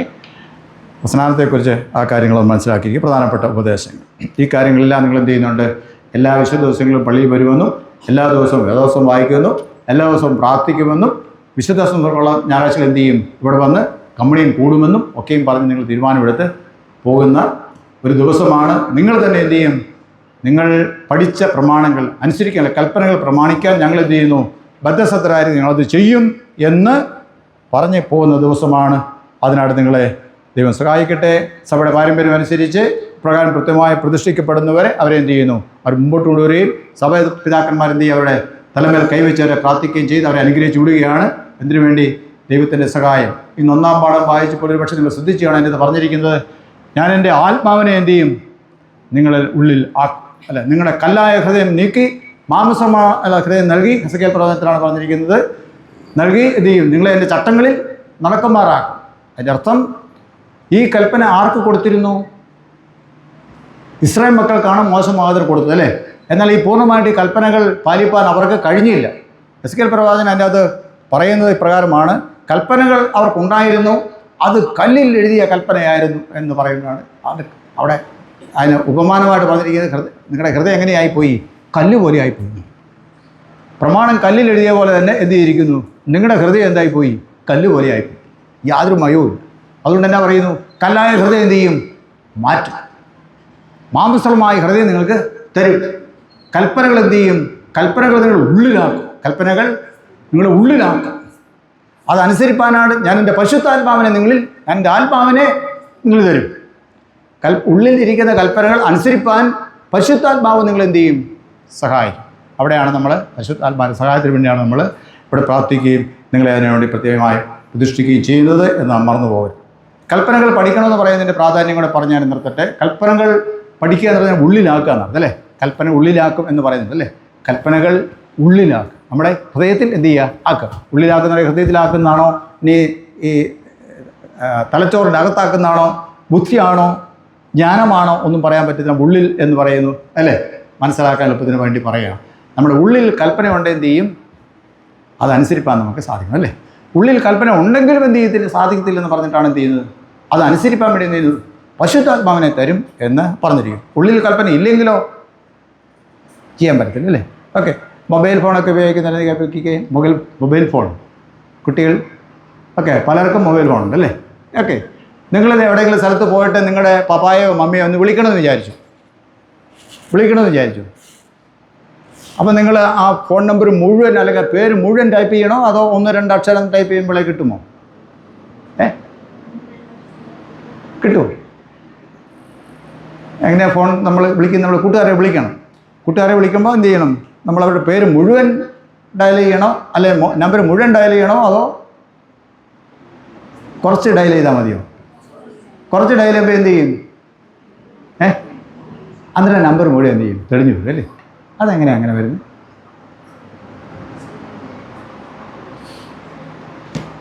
ഇപ്പം എന്നെ വിളിക്കണമെന്ന് തോന്നി, നമ്മുടെ സാറന്മാർക്ക് ആർക്കെങ്കിലും എന്നെ വിളിക്കണമെന്ന് തോന്നുന്നതാണ്. ഉടനെ എന്ത് ചെയ്യുന്നു? അവർ വിളിക്കുകയാണ്, right reverend V.S. Francis bishop East Kerala diocese. അങ്ങനെ മുഴുവൻ അടിക്കണോ? വേണ്ട, അല്ലേ? ഫ്രാൻസിസ് അടിക്കുമ്പോൾ തന്നെ FRA അടിക്കുമ്പോൾ തന്നെ FR തന്നെ വരുമ്പോൾ എന്ത് ചെയ്യും? അന്നേരം എന്ത് ചെയ്യും? എൻ്റെ പേരവിടെ വന്നു, അല്ലേ? അതിനങ്ങനെ വരുന്നത് എൻ്റെ നമ്പർ നേരത്തെ അതിനകത്ത് കിടക്കുക. അതാ കൽപ്പന ഉള്ളിലാക്കുക എന്നതിൻ്റെ അർത്ഥം. കൽപ്പന ഉള്ളിലാക്കുക എന്നതിൻ്റെ അർത്ഥം. ഓക്കെ. ഞാൻ മുമ്പേ പറഞ്ഞ ഉദാഹരണം തന്നെ എടുക്കാം. നിങ്ങൾ വീട്ടിൽ ചെന്ന് ഇവിടുന്ന് ഇതെല്ലാം കഴിഞ്ഞിട്ട് വീട്ടിൽ ചെന്നപ്പം മമ്മി പറയാം, അടി കൊച്ചേ ആ തീ ഒന്ന് നീക്കിയിട്ടെ. എനിക്കിപ്പം നേരമില്ല എന്ന് പറയാനാണ് വന്നത്. പക്ഷേ ഇവിടെ നമ്മളെന്നാ പറഞ്ഞു പോയി, അപ്പനെ അമ്മയെ ബഹുമാനിക്കണം അല്ലേ? അപ്പം എനിക്കിപ്പോൾ എന്ന് പറഞ്ഞിട്ട് എന്ത് ചെയ്യും? നിർത്തി ഞാൻ പോകാം എന്ന് പറഞ്ഞ് പോകുന്നു, അല്ലേ? അന്നേരം കൽപ്പന എന്ത് ചെയ്യുന്നുണ്ട്? നമ്മുടെ ഉള്ളിലുണ്ട്, അല്ലേ? ഇത് മോന് അവൻ പൈസയൊക്കെ പപ്പായോടും മമ്മയോടും ചോദിച്ചാണ് എന്ത് ചെയ്യുന്നത്? പൈസ മേടിക്കുന്നത്. ഇതിന് ഫോൺ റീചാർജ് ചെയ്യാൻ ഒരു പരിധി കൂടുതൽ അങ്ങനെ ചോദിച്ച് അവർ തന്നു മടുത്തു. അതുകൊണ്ട് ഒരു ദിവസം അങ്ങനെ നിവൃത്തിയില്ലാതിരിക്കുമ്പോഴാണ്, മാസം പകുതി ആയുള്ളൂ, ഇനിയിപ്പോൾ ഒരു മാസം 15 ദിവസം കൂടെ പോകണം, അങ്ങനെ വിഷാദിച്ചിരിക്കുമ്പോഴാണ് പപ്പ എന്ത് ചെയ്തിരിക്കുന്നത്? അവിടെ പുറത്ത് പോയിട്ട് വന്നിട്ട് ഷർട്ട് ഊരിയിട്ടേക്കും. നോക്കിയപ്പോൾ അതിൻ്റെ അകത്ത് പൈസ കിടക്കുന്നത്, അല്ലേ?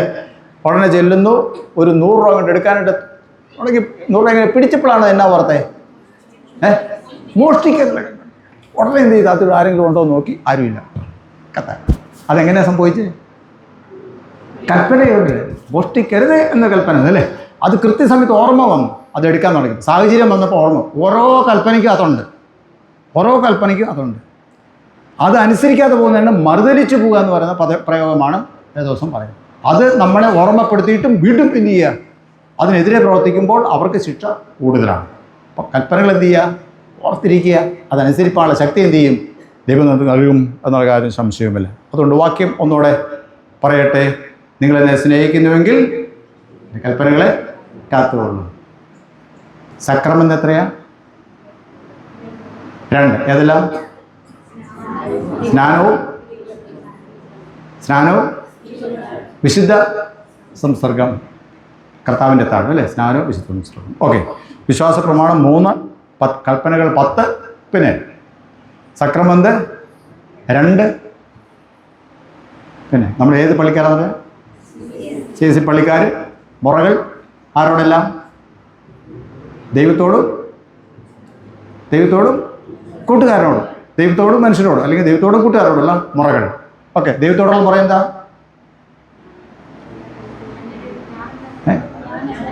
പൂർണ്ണ ഹൃദയത്തോടെ എന്ത് ചെയ്യുക? ചുരുക്കത്തിനോട് പൂർണ്ണ ഹൃദയത്തോടെ ദൈവത്തെ സ്നേഹിക്കുക. ഓക്കെ. കൂട്ടുകാരനോടുള്ള മുറ എന്താ? നിന്നെപ്പോലെ തന്നെ നിൻ്റെ കൂട്ടുകാരനെ സ്നേഹിക്കുക. ചുരുക്കം അതിൻ്റെ വിശദീകരണമാണ് അതിൻ്റെ അകത്തുള്ളത്. എല്ലാ ദിവസവും കൽപ്പനകൾ ദൈവത്തിൻ്റെ വചനം വായിച്ച് ദൈവപക്ഷം ചെയ്യാതെ നടക്കുവാൻ ദൈവം തന്നെ പരിശുദ്ധാത്മാവിനെ നിങ്ങളെ സഹായിക്കുമാറാകട്ടെ. ഇപ്പോൾ പിതാവായ ദൈവത്തിനും പുത്രനായ ദൈവത്തിനും പരിശുദ്ധാത്മാവിനും സകല ബഹുമാനവും മൊത്തവും കലാസ്ഥാനം കൂടെ ഉണ്ടായിരിക്കുമാറാകട്ടെ.